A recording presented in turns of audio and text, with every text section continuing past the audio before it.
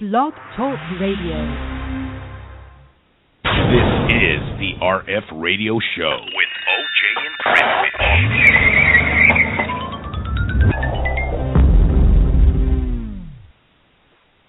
Good evening. It's 6:30 Eastern Time, and you're listening to Radio RF. I'm Dreadfish here with my co-host OJ. Hello. So today, we're always getting that timing off too. But yes, so today we'll be talking about Neo-Epicureanism with RF member Mequa, which I think I pronounced that right this time. But first, we wanted to start with a moment of silence for Memorial Day. So.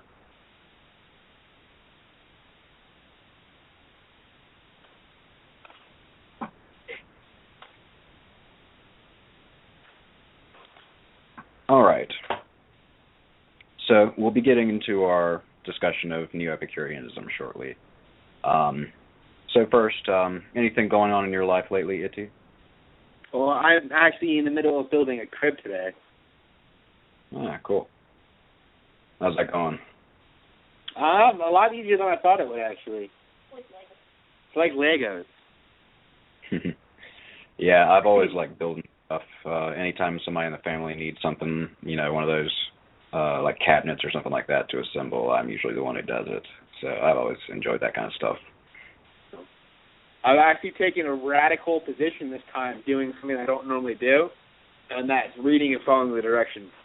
So that might be why it's so easy. Yeah, I hate following directions, and I used to build Legos a lot, so actually often I don't always need to, but sometimes I get ahead of myself. Recently I put together a little cupboard. It's a real small cupboard, and it's made of the particle board and all that stuff with the coating on the outside or whatever little layer that makes it look like natural wood.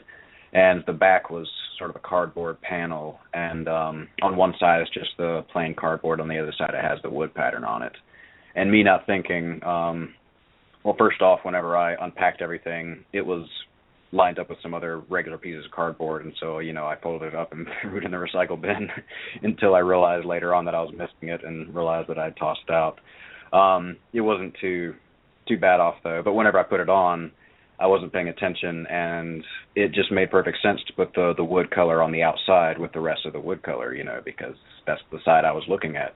So after I nailed it in, and did all that stuff, I opened the cabinet up and look in the back, and there's plain cardboard, and I realized, crap, I was supposed to put it on the other way, and it has about 20 tacks in it now, so I can't actually take it out. So, but it still looked okay, but, I'm a perfectionist, so I was totally unsatisfied with that.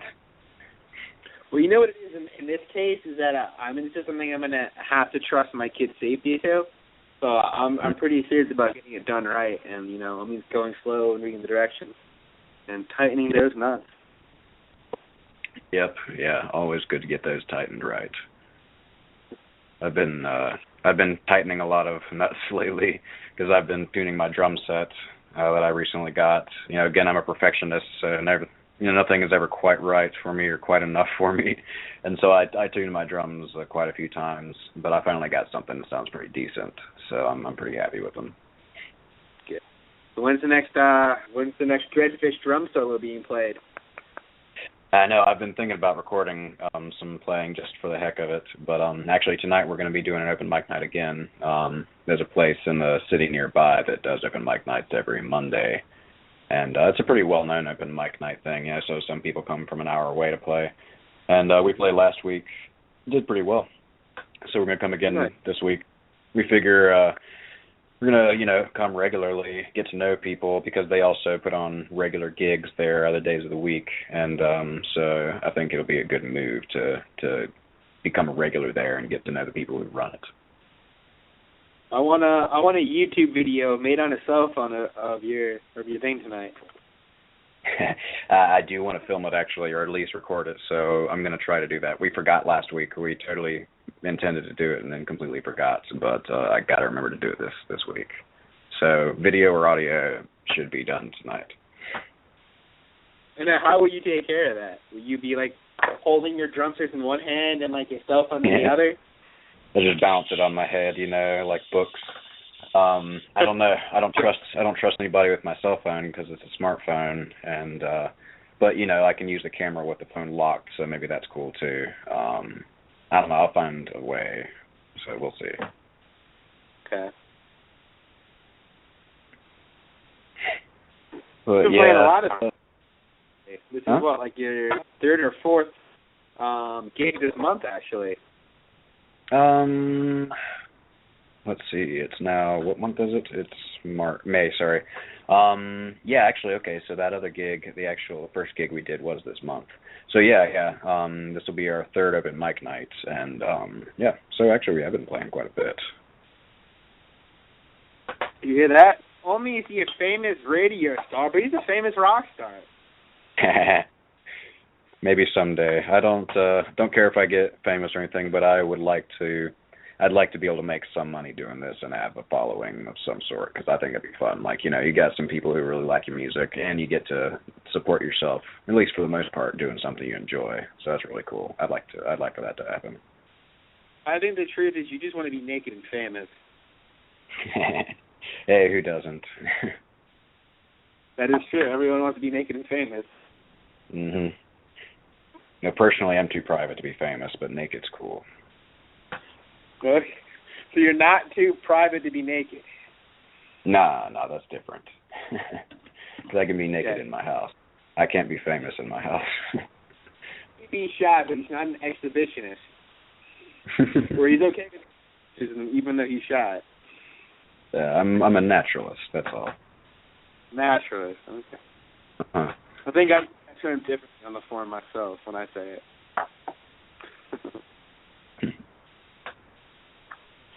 That's about it for me. I've got that doing the, orientation for that summer internship on Thursday, so I won't be here for that. So, I'm hoping the internship goes well. Me too. And by the way, I have another baby class on that Thursday, so I'll be doing a half an episode. Unless maybe Tor is hosting the second half without me or something. I don't know. Yeah. And I actually have to check the times again for that orientation. I might actually be available by the second half, so I'll have to see. Wouldn't that be interesting? I leave, he tags in. It'd be like a tag team radio. So obviously we have the next. We have 4 episodes in June planned out, and we plan on doing a segment on the LHP that we're calling the Summer of the Black Flame, and they'll be starting June 1st, and it'll be each Monday, either the first 4 Mondays or maybe all 5 Mondays of June. We'll have the first one we'll do just a generic LHP episode with Mind Master. We'll be doing an episode on Satanism with Adremalak. We're working on a Satanism episode and a Luciferian episode. And we wanted to do this all together because it's kind of a bit different. And, Chronic Court has a lot of back researches to do any one of the individual topics. So we feel that doing them together is the way to give each one the attention it deserves, and so you can see the differences besides the similarities in them. And I just thought it would make more sense to be lumped them together. This way the material kind of was fresh in your mind, because it's so different than a lot of ways our listeners listen. So, yeah. Yeah. Should be an interesting month. I don't know too much about stuff, but it'd be interesting to learn about it. Yeah, we got some informative speakers calling in, so it's going to be interesting. Yeah. And again, as always, if you have questions or anything you want to share with us, you can call us at 646-200-247-33. Again, that's 646-200-47-33. It's very important you mention it twice. Because there's always someone out there like writing it. Like, what was the last number? What was the last number? And the last number was 3, by the way. In case you still didn't get it. Yes. Yeah, because you see that's 646-200-4733. Right. You see, the 3 comes last. Yes, and second to last. That is true, and second. Yeah. That makes 3 the most important number, I believe. 3 is the loneliest number. That's What was not that? song. No, I was just singing the wrong song. What did you say? 3 is the loneliest number? Yes. There's nothing No, 1 is the lonely. loneliest number, but 3 is a crowd. That's too true. Yep. And 3 actually is kind of lonely, but we won't get into that because that's just an entirely different topic. No, I'm having some slight technical issues tonight. And by that means I forgot to charge my phone, and I'm using a different phone, and the sound quality is just really awful on it. So I'm having a hard time hearing everyone tonight. So with that being said, I think we're going to have Dreadfish. He's going to be a little bit more in driving force tonight. Let me go quieter in this otherwise, because I'm having a hard time hearing, which means it's hard to ask questions and you don't hear the answer to the previous question sometimes. Yeah, that's okay.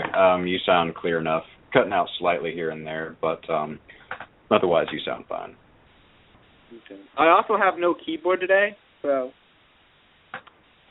it's just a very interesting technology hates me kind of day.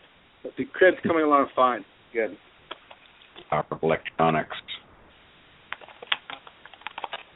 Okay, so as we mentioned, today we're talking about Neo-Epicureanism, and as you can see, this is Neo. It's I guess it's a bit of a revivalist or an adaptation of Epicureanism, which comes from Greek philosophy, and we'll get into that in a moment. So today, our guest is Mequa, and so now you're on the air, Mequa. Hello. Hello there. How are you? I'm doing fine, thanks. So I guess first, let's talk about, is it Epicurus or Epicurus, and who is he? Epicurus, well, he was an ancient Greek philosopher. It was about roughly 300 BC, and well, he had his own school which he set up in Athens. It was called the Garden School because, well, it was a long story short. He had his own private garden, and he decided to set up a community of friends there, and that was where they practiced their philosophy, or their practical philosophy, which was it's a very practical approach because the focus on it was about achieving happiness, well, which he saw as mostly inner peace and well-being, because it was actually.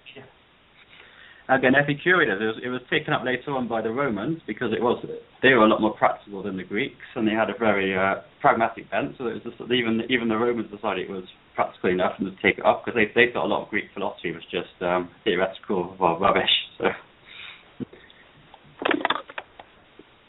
So what are? Oh, go ahead. Sorry, what was that? Oh, go ahead. I was about to ask another question, but go ahead and continue.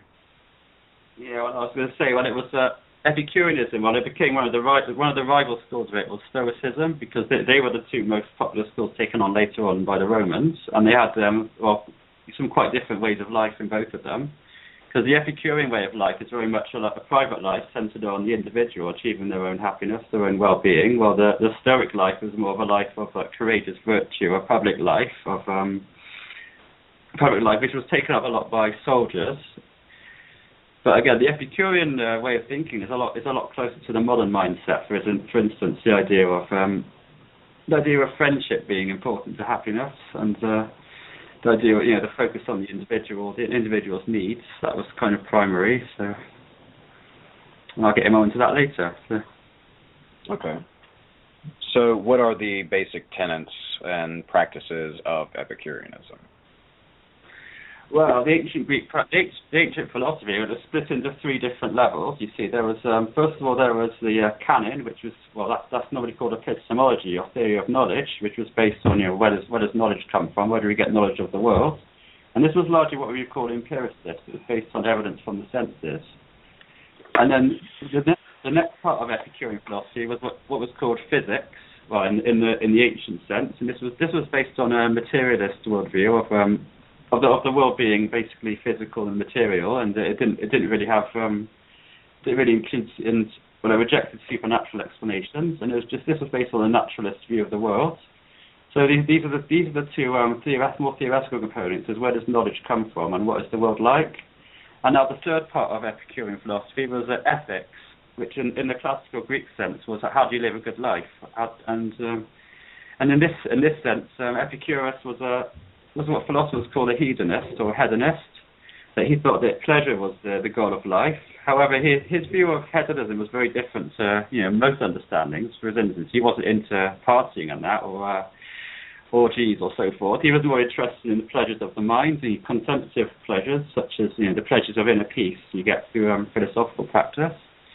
And the entire system can be seen as a way for the individual to get pleasure through the use of wisdom, through the application of practical wisdom. And he also had various social components to this. For instance, he saw friendship and community were important, and so that's basically in a nutshell. You have the three parts. You have the canon, which is the theory of knowledge, or from the Greek, from the word meaning a measuring stick. That's how you determine truth and falsehood. And then the physics, which is a kind of physicalist, materialist view of the universe. And then derived from them, you have this ethics, which is based on the individual's happiness and getting on with others in that context. So that's basically an overview of the original Epicurean system. Okay. So now you speak of it as being hedonist, but not in the way we normally understand it. No. So, would it be fair to say that maybe it advocates pursuing whatever brings pleasure, I guess, or does it depend on what it is that brings pleasure? I mean, if it's not just partying, but partying may bring pleasure to somebody, so is that frowned upon or accepted or what? Well, it depends. Epicurus thought, excess partying. Well, he was very prudential. He concerned with long term, so prudence was an important virtue for Epicurus. But I mean, in his sense, that he thought that the goal of life really was that if you maximize your own pleasure through the course of your life, I mean, the most important thing is to root out that which causes you pain and suffering. Now, Epicurus considered pleasures of the mind and pains of the mind to be more considerable than pleasures and pains of the body, because he had quite a sophisticated psychological understanding. Considering this is from around 300 BC or 300 BCE, for instance, he thought because he took the materialist or physicalist view, that the mind is just something in the body, and so really what's mental and what's physical is really it's not really a hard distinction between the two. But nevertheless, he thought that pursuing pleasure has to put the focus on mental pleasure. So he would say freedom from mental pain and anguish is far more important than enjoying sensory experiences. In terms of if you want to have more pleasure through the whole of your life, so he was really driven towards, say, contentment and inner peace, rather than a sort of rock star partying lifestyle, which he sort of burned out at the end. Because he was really look at the long road, the whole entire course of your life, and how do you get most pleasure out of it in the long run. That was really the focus of his form of hedonism. And again, it was focusing more on the mind, focusing on the kind of pleasures that are sustainable, that can last. Okay. I can get that. So mainly we're talking about neo-Epicureanism, and you describe yourself as a neo-Epicurean and neo-Epicurean. So what is neo about it? What is different? What is the same? What is different? Well, I put a lengthy blog post up, which I'm not sure if I linked that, describes basically demarcating my approach from the ancient Epicurean approach. Well, the main difference is obviously I'm coming from a much more modern point of view, or say a modern scientific worldview, because I'm an atheist myself. I sort of come from that sort of modern naturalistic understanding of the universe, so I don't really have a view of the supernatural and so forth. But to begin with, obviously, the ancient cosmology, because the Epicureans did have an ancient cosmology, and I can't really accept it literally in today's world, because, again, they were empiricists as such. They believed in knowledge comes largely through the senses. But I mean, modern empiricism is a lot more sophisticated. So you get the whole body of modern scientific knowledge through that base, and so really, I'm starting from a more basically I'm taking the Epicurus' form of hedonism, putting it in a more modern scientific worldview. That's basically where I'm starting off for that. And so, is this entirely your own thing, or is this in addition to an already existing neo-Epicureanism? Well, obviously there are several revivalists. Like, I remember there was So a few other philosophers. Yeah, Michel Onfray is a French philosopher. He's also a sort of neo-Epicurean, but again, he's mostly writing in French. I've not really read his stuff. So there are parallels between what I'm doing with this and what others are doing. But this is really my own. I'm really taking my own approach based on my own reading and my own life experience, and just seeing what works in this sort of context. Okay. Now, what brought you to doing this exactly? Well, what brought me to doing this? Well, because when I first read about Epicurus, I thought, I can agree with a lot of this, but then again, some of it's obviously very ancient. So it's sort of sifting what is wisdom from, or what I consider to be wisdom from the ancient tradition, and what's maybe less helpful today, or less believable today. And I think, I like this sort of rational hedonism, philosophical hedonism, and the idea really is using wisdom as a means to attain pleasure for yourself. That's the kind of approach I'm starting off from, but in a more modern context, really. So. Interesting. This question might seem a little weird, but is there like a pop culture interpretation somewhere out there? So, I know a lot of times people get excited about action movies and stuff because of the philosophy behind the directing of the movie or how the movie was written. People get really excited about the philosophy. So is there maybe a movie or a book where this type of philosophy is demonstrated? I can't really think of any off the top of my head, any movies or books that would cool, but obviously there is this. I mean, a lot of modern psychotherapy takes very similar approach. For instance, just reducing the individual's pain to try and get more pleasure. Or pleasure out of life. That's obviously quite a neo-Epicurean approach. But for my approach, I want to take a philosophical view. Just look at my view of the world and try and see how to reframe things, in a way which leads to more personal happiness and more personal pleasure. Really. But yeah, I can't really point to a movie or book at the moment. But I'll let you know if there are any if I'm particularly aligned with this.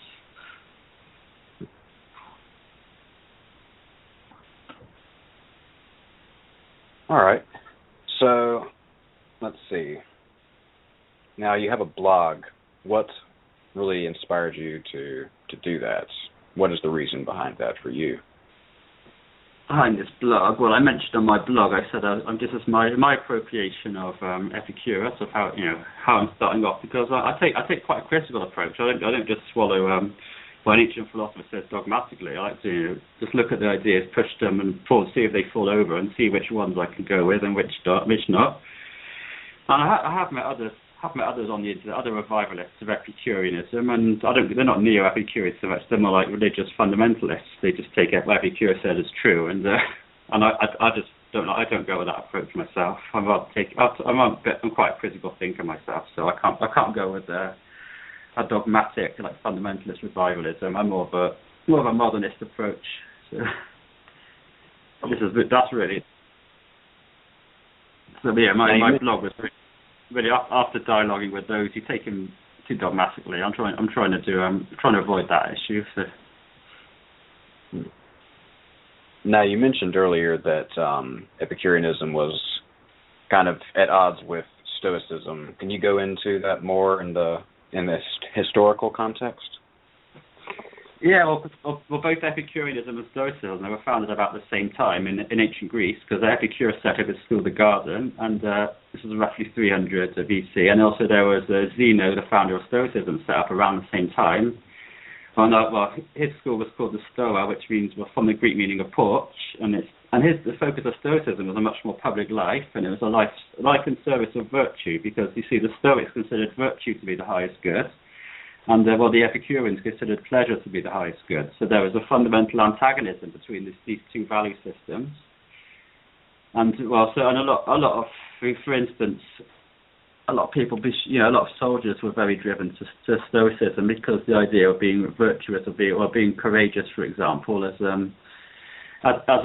means to serve their country or whatever, that was seen as the Stoic way, because even if you suffer and die in any pursuit of heroic virtue, then that's seen as the right thing to do. Well, Epicureans referred to having a more cautious, more private life, pursuing their own happiness, but Yeah, so there was a divergence between these two schools, and there was also, in terms of cosmology, they were different as well. For instance, Epicurus thought that the universe was without any purpose to it overall, because he took the materialist views of Democritus, a universe which is produced purely by random collisions of atoms, or in the ancient Greek theory of atoms, which was just particles which are colliding in empty space, and that was so in Epicurus' view, there wasn't particularly any purpose why you exist. Well, the Stoics had a more teleological view. They had their view that the universe was ruled by divine order, and there was a purpose behind everything. And so there was there's a fundamental disagreement between these two, both in how the universe works and how you should live. So which one was more popular or more accepted? Well, they're both accepted by different demographics, but I think ultimately Stoicism became more popular because it serves the need of the society, especially among the Romans. When the Roman Empire took ascendance, they wanted to keep people in line and to keep people under control. Really, they found Stoicism was more useful by the emperors to try to push the population. For instance, there's more emphasis on self-sacrifice in Stoicism, so that was useful to keep people in line. So in terms of what's politically useful, I would say Stoicism is more useful for the state as such to use. But Epicureanism is more useful for individuals who wish, and small groups of friends, for instance, who want to live well. The ethics there's a lot about friendship in Epicurean ethics, how to form a positive community of friends. But it's not so much the emphasis on serving society at large, which is more of the Stoic perspective of. For instance, the emphasis on virtue as the highest good in Stoicism, which is often interpreted as a social virtue. So that's more of a, and it's less a focus on the individual's well-being generally in the Stoic view, and that was more in line with the later Roman Empire where Stoicism took ascendancy. Okay. Now about the epistemology, what is epistemology, or what is the epistemological approach or point of view of Epicureanism? How do they assume knowledge and attain knowledge and that sort of thing? Well, first of all, it was naturalist, so it's based on the natural faculties which nature gives you as an individual, and it's assuming you work with what nature's got. And what's interesting is that the view of human knowledge is not that different from the faculties of animals. So it's kind of more. It's kind of akin to the Darwinist view, which that human thought is only different in degree from that of animals. It's more abstraction, but it's not fundamentally different. And now Epicurus' view of knowledge, there were three fundamental basics. He was visioned as a tripod. For instance, he said that some knowledge comes through evidence from the senses, which would be the empiricist approach, and we also have. And feeling and emotion also provides valid data, which can be used in the decision-making process. For instance, if you want to work out what's pleasant and painful to you, you have to rely on gut. Gut feeling provides data, which is useful to the end. And there's also a theory of concepts, and the Greek term for this is prolepsis, which is and there's some debate on what this actually means. The idea, for instance, you have a concept of a man or a dog or something. I mean, that's generally formed by again, through past experience, which is an empiricist view, but there's also some debate on whether there's any innate aspect to that. For instance, the views of friendship and justice might be a combination of some sort of innate faculty which is implanted you by nature, which is combined with experience. Now, this is similar to what Immanuel Kant would say of synthetic a priori knowledge, and there's some evidence that the ancient Epicureans already had this debate, going back thousands of years, that some knowledge is innately implanted, and the basic knowledge is innately implanted, and experience adds to that. But the idea is it's naturalistic, so it really comes back to nature, what's faculties that nature gives you to understand the world. So that's, and again, it's often categorized an early form of empiricism. This is obviously the ancient view, and so I take this as a sort of jumping board to build my own epistemology, really. But one thing that's particularly interesting is that, for instance, we've got these three faculties. For example, we have the sense experience, and we have the experience. You have the data provided from emotion, and we have the conceptual faculties. And all of these provide valid data.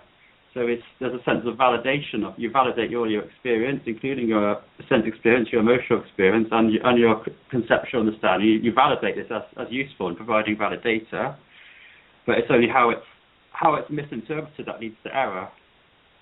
So this is a very useful approach because it empowers the individual to make their own judgments of the world of what's true and false. So, and it's very useful in everyday life and decision making. So this is why I'm particularly interested in this. And you mentioned it's how they misinterpret that creates error. What defines a proper interpretation or a misinterpretation? Well, it's the use of one's reasoning faculties based on this data, which comes from your natural faculties. I mean, I can give an example of this. One classic example is if you see a stick in water, it's bent. You can interpret that as, the stick is bent, and that would be an error. But I mean, the ancient Epicureans, they had a good argument against that because they believed in atomism. They believed that their theory was that there's particles which come off the water and hit your eyes. They will show a bent stick because that's the impression made on your eyes. But that's misinterpreting it. If you say the stick is bent, they say the stick is bent. But if you use all your faculties together, then you can see it's not necessary. You don't have to interpret it that way. But the Epicureans, they took this further, for instance, with emotion, because you see many modern atheists are hostile to emotion because they see people use emotional reasoning. For example, you say, "I feel this is true," and that's another case of misinterpretation. For instance, if somebody might take something someone says the wrong way and get upset at them, and then you think that person did something wrong, but that could be a misinterpretation based on emotional reasoning. But I mean, there's the opposite error though, in which you ignore the data from emotion, and you ignore that, and that's seen as just as much an error because how you feel is just one faculty by nature, and it's how to use it correctly and to process the data into the reasoning process. Is that clear enough? I think so. Yeah. Yeah. And we'll get back to this in one moment. We'll take a short break for a song. The song, I believe, is this by Dionysius? It's by Dionysius. Okay. And the name of the song is Light.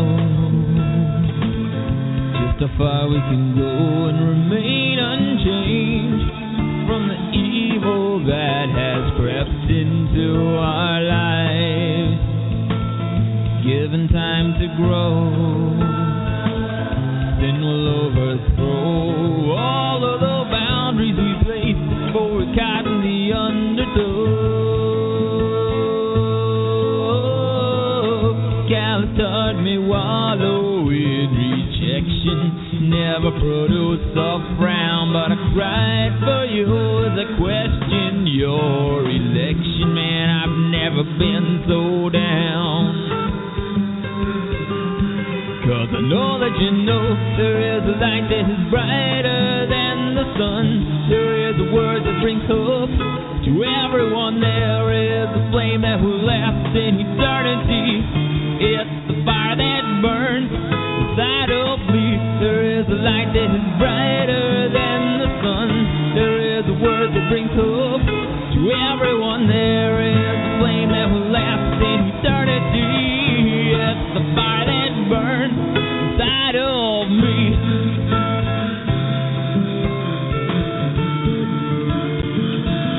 Inside of me, there is a light, yeah.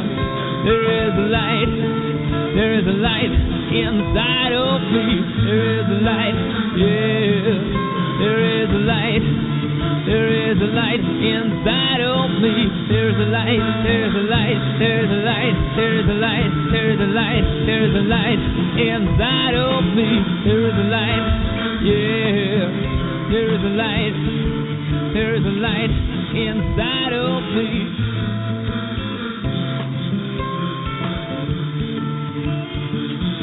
Inside of me.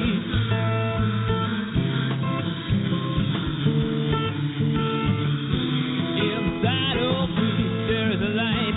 Yeah, there's a light, there's a light, there's a light inside of me. There is a light, there is a light, there is a light inside of me. There is a light, yeah, there's a light inside of me.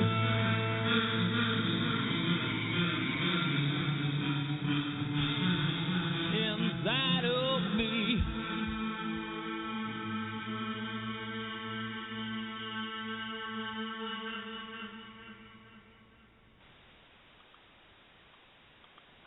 And that song was Light by Dionysius.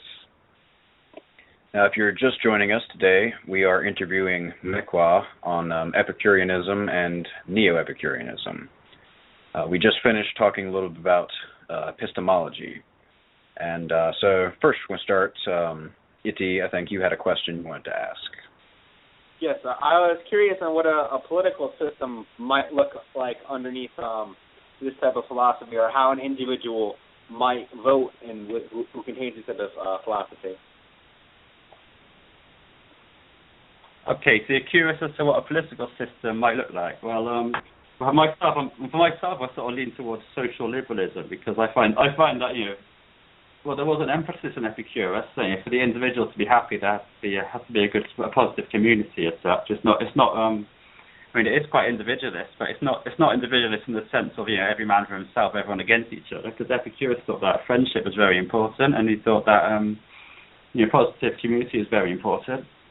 So I would say, yeah, in a political system, if you were to have a political system, it would have the happiness of the individual as quite important, but it would also have a lot of individual freedom as such. And it would have, it would have the idea of happiness more in terms of psychological well-being, as opposed to just gaining endless material things.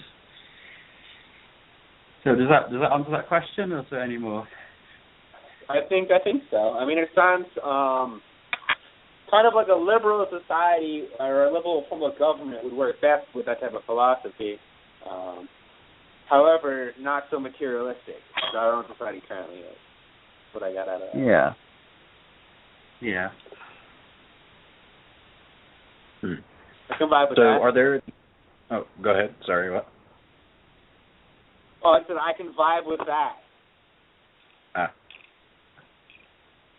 So are there any particular points that you find most important that you want to talk about on this episode? Yeah, well, there's one point of the philosophy is that the concept of instrumental alignment. So again, this is from my reading of it.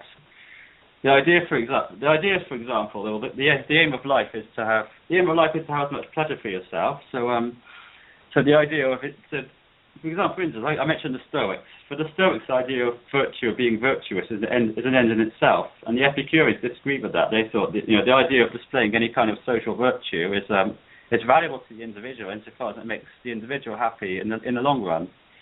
So the idea of personal development, say, of working on your character, improving your character, that's really a means to the end of maximising your own pleasures. I mean, there was a technical term for this. This was a hedonistic virtue ethics. So the idea, for instance, if you practice a virtue such as self-control, the idea is that by practicing that, you can use it as a means to the end of achieving greater pleasure for yourself, or pleasure as already discussed, in terms of mental well-being, inner peace, and so forth. So it's the instrumental use, the instrumental side of it, which is quite an important concept in understanding this. Okay. What else do you think? Anything else that's particular that you would like to point out or explain? Yeah, so I mentioned about that. Another thing that the Epicurus thought was very important was the idea of friendship. Friendship was very important part of the individual being happy. Now, some other schools of thought, they disagree with Epicurus' approach. They thought it was too selfish. For instance, you have to focus on the happiness of the individual. They said you're not really true friends. You're just using people as such. But Epicureans answered this quite well, because the idea of friendship is prompted by human needs, and if you have two people who are true friends, then both friendships mutually satisfy each other's needs, and so in a sense it's based on the needs of the individual, but it's a horizontal relationship. It's not exploitative. So the idea is, two individuals who are basically pursuing their own happiness can form very close friendships as such. So I disagree with these. The opposing views which say that's not possible in this individualist framework. And another point I would go back to from Epicurus is that he was very concerned about human desires, because his view was actually very close to Buddhism. He thought that a lot of suffering comes from having too much desire, and if you let go of desire, then you can achieve a more blissful state. And sort of analogy to the Buddhist nirvana. But to Epicurus, he thought some desires were necessary. Some desires are necessary for human happiness, and those are what today we would call basic human needs.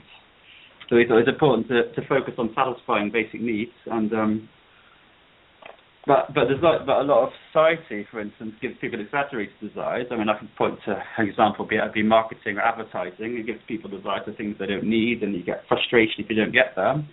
And what an Epicurean philosopher would do is just consider, you don't actually need, say, you actually need a Ferrari to be happy, or you don't need to live in a huge mansion, or you don't need to be a president of the United States in order to be happy. So you consider, do you really want these things as much as some people seem to want them? So it's a lot into the simple pleasure, basically, I guess. Being satisfied with less, I guess. Yeah, a lot of it's simple pleasure. But I mean, Epicurus wasn't opposed to luxury as such. It's more like if you get addicted to luxury, if you dependent on luxury, then that's a problem, because first of all, you might encounter misfortune, and you have to then downsize your life, and then you'll suffer a lot then, because you don't get what you're used to. So it's the idea of if you're going to enjoy luxury, you can do so without too much attachment to it. So it's best just to focus on simple pleasures as such. It seems like there's a very fine line, I guess, between, like you mentioned, he advocated more the pleasures of the mind and that sort of thing, yet he's not totally opposed to luxury and that sort of thing, but also things such as, too much partying and that sort of thing might be too much.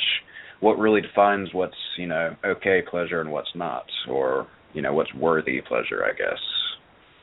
Yeah, well, what really defines, there's a view which is often called hedonic calculus. That's a technical term, and the idea is that if you want to maximise pleasure in the long run and minimise pain in the long run, sometimes it's important it's important to forego certain pleasures if they either lead to greater pain or prevent a greater pleasure later on. And similarly, it may be important to choose and endure certain things that make you suffer now. Certain hardships, for example, if they prevent more suffering down the line, or if you get more pleasure down the line. So it's often basically, there's a large emphasis on prudence of because foolish, for instance, too much partying would lead to pleasure in the moment, any pain later on. For example, if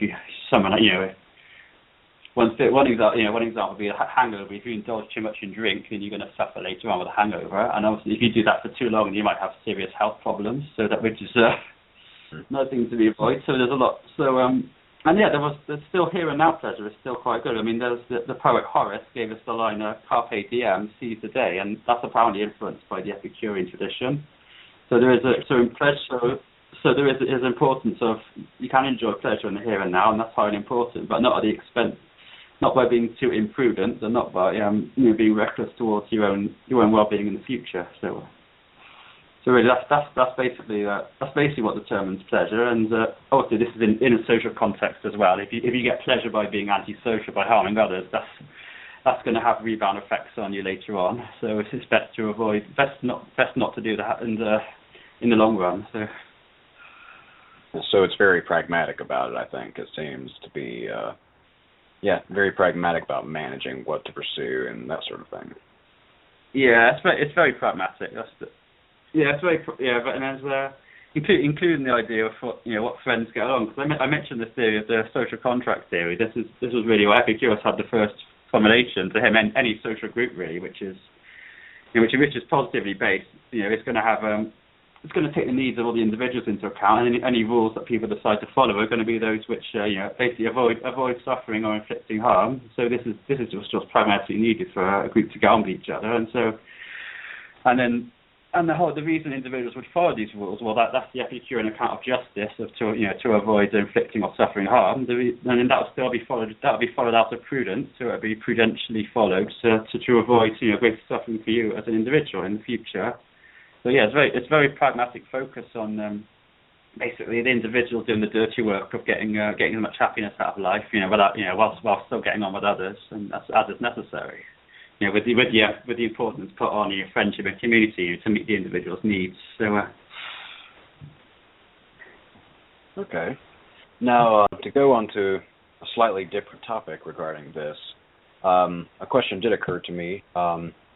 What does the Epicurean philosophy say, or does it say anything about life after death or anything like that? What is the point of view on mortality and continuation of life or anything like that?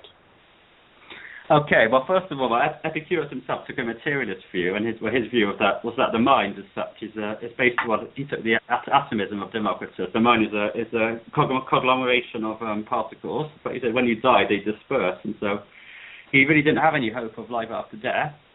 But going back to the Epicurean philosophy, he had. I'm going to bring up this point as well. He had a view of something that's quite similar to salvation, but it's very different from the Christian view. Because obviously the Christian view of salvation is you get hope of life everlasting. Well, the Epicurus view, because salvation comes from the word salve, which implies healing.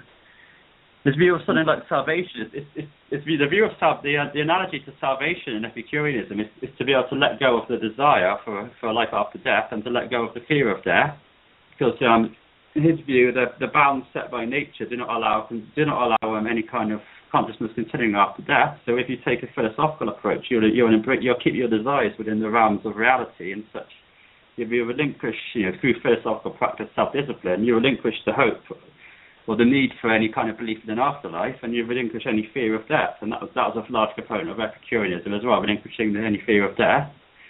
Because the view that once you're dead, you don't suffer because there's no conscious awareness. And if you can take a philosophical view, you can embrace that concept without feeling fear towards it. That's interesting. That is similar to Buddhism, yeah. Yeah. Yeah, but it obviously fits in well with modern atheism as well, because there's the idea that they don't have the hope of the afterlife as such, but you still get comfort in the face of death. By no, and there are several arguments against fearing death in Epicurus. One of them was that death doesn't affect you when you're alive because you're not dead at the present, but when you do die, you don't exist anymore, so you're nothing to worry about really. And there was a saying which the ancient Epicureans used to place on their gravestones after they died, and if I give a good translation of this, it went something like, I didn't exist, and then I existed, now I don't exist, now I don't care. Yeah, I actually like that. Yeah. Yeah. Huh. I actually had another question. But before I ask the question, we have about 10 minutes left in the episode. So if you had a question about tonight's topic for our guests, you can call in at 646-200-4733. Now, I was wondering, and this is slightly off topic, but do you think it's important that we expand the philosophy people learn in school nowadays, which is completely lacking? I was really going to ask, what do you think we could do to promote, this kind of philosophy? And then I realized we're already doing it. So the question is, what can you do to people think more in these type of terms to begin with, though? I think it's a real issue. So what's that? What can we do to promote this kind of approach, you mean? Is that what? Well, that was the original question, but I turned it into, do you think it's important that we expand the philosophical knowledge people have in education, like how much we're teaching people philosophy? Yeah, I do think so. I am quite a fan of the idea, more educational, especially this kind of philosophy, the ancient Greek, the Hellenistic approach, because I think that it has been lost to some extent in education, and it would benefit people to at least, to at least grow up with a knowledge of these ideas. Especially in the Western world, where Christianity is largely in decline. Especially, in England it definitely is, and in many other countries, religious faith is in decline. So some sort of knowledge of these ancient philosophies, would be of help. Now, I have studied some academic philosophy at university at undergraduate level, and a lot of the way philosophy is pursued at universities today, it's very much people call it intellectual masturbation, because it's just semantic debates and wordplay and logical games. Really, it's not really got much relevance to ancient life. Now, the word philosophy originally meant the love of wisdom, so that's the ancient approach. It was very much about the love, or the striving after attaining wisdom, which, of course, in Epicurean terms, wisdom is something useful to attain happiness, to attain pleasure for yourself, to attain inner peace. So I would like to see very much a revival of this approach to philosophy, and if it can be taught in schools, that may be useful. But it's persuading those in charge of that to implement it. It's a difficult thing. Yeah, it is. It does seem like a very narrow range of Greek philosophy is covered in philosophy classes. We hear about Plato, Socrates, and I just forgot his name, but Aristotle. And that's about it after them, And I think it would be good to hear about some of the other ones, like Epicureanism. Yeah, because as I mentioned, the Epicureans and the Stoics, they were more popular among the Romans because they were certainly more pragmatic, and the Romans were more pragmatically minded than the Greeks. They weren't a fan of the ancient Greek, this theoretical philosophizing with no relevance to real life. The Romans thought, what's the point of that? So, but both Epicureanism and Stoicism, they were both practical in different ways, because Stoicism was more practical for the state, for greater collective as such, while Epicureanism is more practical for the individual and groups of individuals, small groups and so forth. So, but both of these had a pragmatic approach.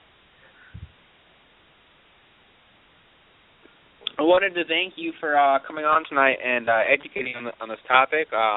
It was definitely enlightening, and I thank you for being as prepared as you were. And I actually was surprised by how interesting the topic was. I tend to hear philosophy and my eyes kind of glaze over. I'm like, oh God. But it was actually something I found very relatable as someone who relates to naturalist philosophies. So I was pleasantly surprised by a lot of what I was able to learn tonight. I was wondering if you had any closing thoughts on before we close the episode out tonight. Any closing thoughts? Well, my reading of Epicurean philosophy is that it's based very much on self-respect, respect for your own dignity, because the idea of wanting to pursue your own happiness, you obviously have to respect yourself enough to do that. So I would say, it helps to have respect for yourself, respect for your own dignity in order to do this. And so, to see your own happiness as something important. And obviously that goes along with self-respect and mutual respect for others as well, because that makes the basis of friendship possible, and which relates to your own happiness. So that'd be my closing thoughts on this. Thank you. That was good to me. I've also enjoyed this, as is the case with a few of the other religions and philosophies we've covered, like, I've read a little bit about it, but it just doesn't do to only read about it. It really helps to actually hear somebody who's inside the philosophy speak about it. So I definitely appreciate you being on today. Thank you very much. Well, Yeah, I don't know, thank you for having me. I wouldn't have even known about this topic if this was for you. So, 100% of the reason I even heard of this is because of you. So, thank you. All right, thanks too.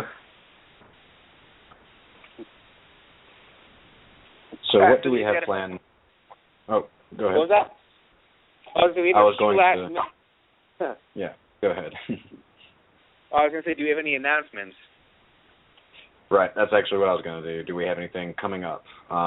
We've talked about what's coming up in June. Do we have anything planned for the rest of this month? Which actually is just Thursday, so never mind that. Yeah, so with Thursday, I don't really know what we're doing, but we're doing something Thursday.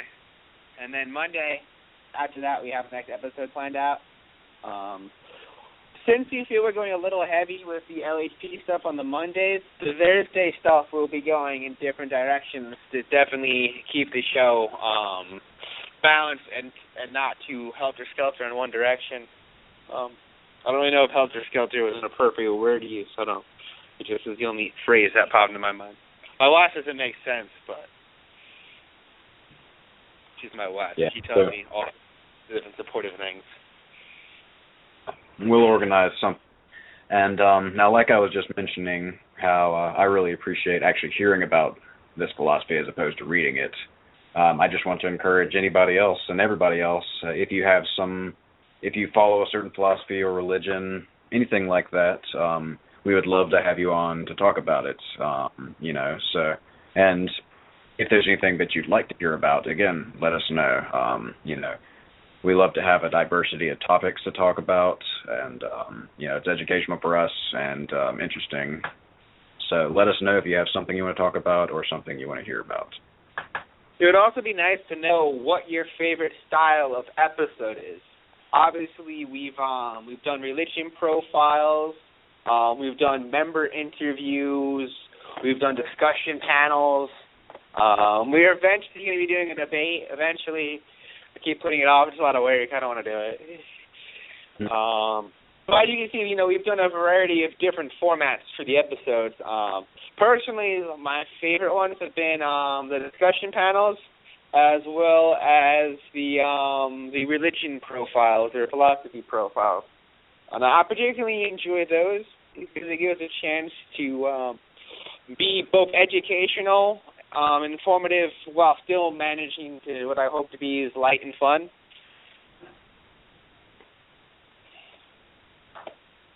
Yep. I'd like to hear how you guys feel. If you guys like a different episode, or maybe there's a style episode we haven't even tried yet you want us to do. That'd be cool to know, too. Yeah, any kind of feedback. I was going to say, what's your favorite berry? That's a pretty important question. Yeah. For example, is your favorite berry the tomato? And with that, I say good night, good morning, and good afternoon. And good now.